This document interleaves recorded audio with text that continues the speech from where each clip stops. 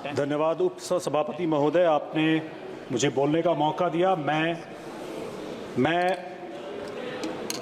Banking laws amendment bill 2024 के अपनी party की तरफ से लोक जनशक्ति पार्टी रामविलास और अपने राष्ट्रीय अध्यक्ष चिराग पासवान जी से इस बिल के समर्थन में खड़ा हुआ हूं। मैं वित्त मंत्री और प्रधानमंत्री जी का भी अभिनंदन करना चाहूँगा इस बिल के लिए। हमारी पार्टी की तरफ से कुछ सुझाव, 5 सुझाव है जो मैं सदन में रखना चाहूँगा और मैं चाहूँगा कि इस पे विचार हो। सबसे पहला है जो मैं विचार आपको दे रहा हूँ सर, ये छोटे जो बैंकर्स, जो बैंकिंग कस्टमर्स हैं उनके लिए है, मार्जिनलाइज्ड लोगों के लिए है। सर मेरा पहला सुझाव है कि मिनिमम बैलेंस चार्जेस जो 250 रुपये से लेकर के लगभग 2500 रुपये तक प्राइवेट बैंक से लेकर के सरकारी बैंकों में लगते हैं, उसके बारे में सोचा जाए, क्योंकि एक बड़ी आबादी है जो इतनी बड़े चार्जेस को, पिनल चार्जेस को सहन नहीं कर सकती है। और ऐसे में उनकी, मान लीजिए अगर वो मंथली बैलेंस या क्वार्टरली बैलेंस अगर मेंटेन नहीं कर पाते हैं तो उनकी सेवाओं में कमी की जाए, ये पिनल चार्जेज उनसे नहीं लिया जाए।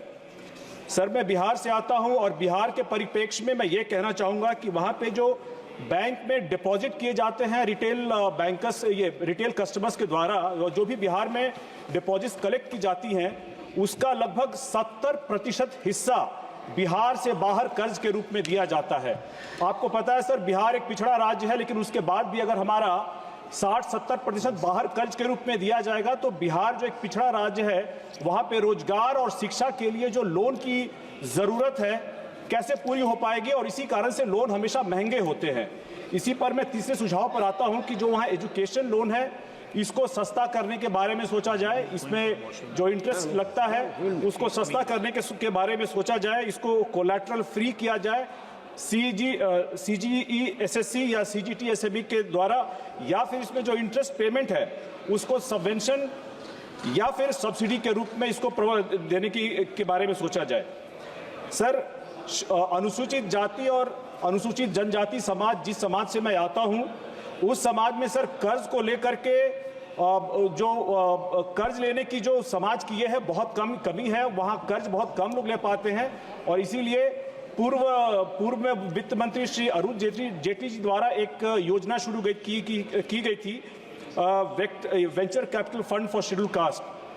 सर ये एक बड़ा ही अनोखा फंड है जिससे अनुसूचित जाति और जनजाति के लोगों को कर्ज मिल पाता है एक बहुत ही सस्ते दर पे। लेकिन सर अभी तक ये सिर्फ एक एग्जीक्यूटिव ऑर्डर है, इसको संवैधानिक जामा पहनाया जाए, इसको एक कानून के रूप में लाया जाए। इसके साथ ही सर हमारा जो 5वां और अंतिम सुझाव है वो यह है कि बहुत सारे जो बैंकिंग सर्विसेज होती हैं उसके चार्जेस लगते हैं, SMS के चार्जेस हैं, चेक बुक इशू करने के चार्जेस हैं। कोर्ट ने भी कई बार टिप्पणियां की है कि बैंक जो है इन सारे चार्जेस को अपने कस्टमर पे न लगाए, लेकिन उसके बावजूद भी बैंक जो है लगातार इस तरह की चार्जेस कस्टमर पे लगाता रहा है, ये कोर्ट की टिप्पणियों की अवहेलना करता रहा है।